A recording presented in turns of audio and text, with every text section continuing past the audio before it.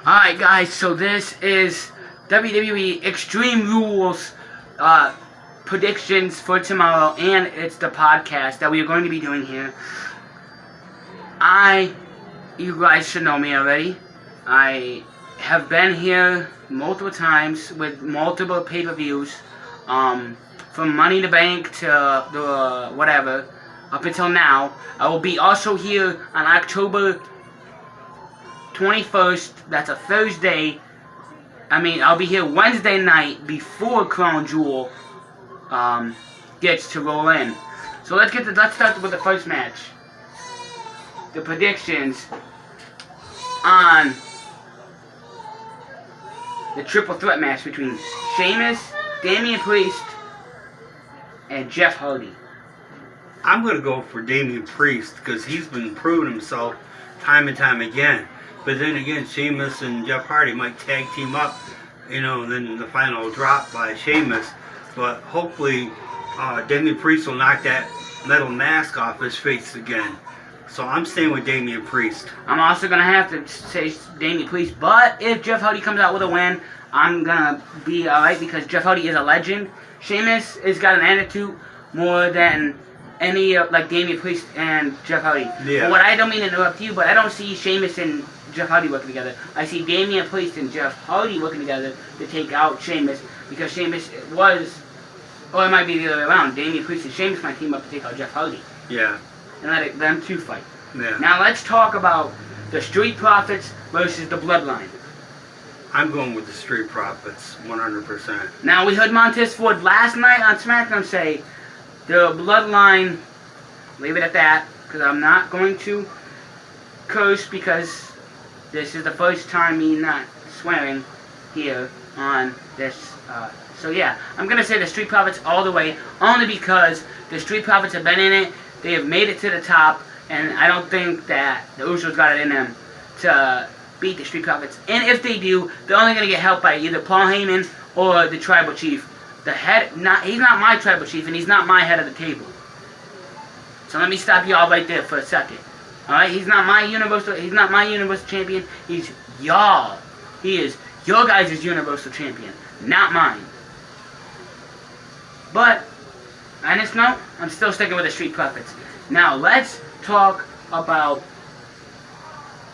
Bianca Belair and Becky Lynch. I'm going with the man. I don't care. She's been in there longer. I'm going with Becky Lynch 100%. She did it at SummerSlam, and she's going to do it again. She shook her hand and did a rock bottom, and that was cute. And she did that last week on Friday SmackDown. She shook her and rock bottomed her again. So I'm going with Becky Lynch 100%. I'm also going to stick with the man, Becky Lynch. Not only that, but she made her return at SummerSlam, walked out of SummerSlam Legion Stadium as our new SmackDown Women's Champion. Once Becky Lynch gets that Disarmer in, Bianca Belair is going to have no other choice but to tap out. Unless she makes it to the ropes. And Becky Lynch has got to watch out for Bianca Belair using her hair as a whip. Yeah, pretty much. But other than that, I'm sticking with the man, Becky Lynch, on this one. So am I. I like Becky Lynch. Now, let's talk about Carmella versus Liv Morgan. I'm going to have to say, well, I don't kind of know in this one, because both Carmella and Liv Morgan are kind of good, but then again, Carmella has that thing that she does, where she takes her legs and hooks them across the neck and then makes them tap out. Yeah, I know. But then again, Liv Morgan was the last competitor to be eliminated in that fatal four-way. Right, and I'm going to have to flip a coin and say, I go with Carmella. I'm going to have to say I'm going to go with Liv Morgan on this one. Okay. Because I know Carmella's been in there way longer, but she doesn't have what it takes. Okay, you don't hear Liv Morgan calling herself the most beautiful woman in WWE. And see, as for me, I don't care what happens in that match. That's not the match I want to see. No, the one I want to see is... The match that I want to see is the big main event between the Tribal Chief and the Demon King Finn Balor. I say the Demon King's going to Now, come. let's switch things over to the Raw here. Let's talk about the Raw Women's Champion, Alexa Bliss, and in her corner is going to be Lily, taking on Charlotte Flair for the Raw Women's title. I'm going with Alexa Bliss on this one. Yeah, I believe Alexa Bliss will come out on top because her and Lily freaked the crap out of Charlotte Flair. Multiple times, and not only that, but we have seen Lily, what she can do to some of her opponents. Look at Nia Jax, for instance. Look at Doudrop. Look at Reginald. She made Nia Jax like Reginald. Yeah. So I'm going with the crazy chick. And look what she did to Reginald when he was walking up by that entrance ramp. She did that fire in his eyes. Yeah, I'm going with Alexa Bliss. I'm going to have to say Alexa Bliss on this one 100%. Now, I don't know if the Raw Tag Team titles will be on the line, but if they are, I'm going to stick with RK-Bro. Yeah, so am I.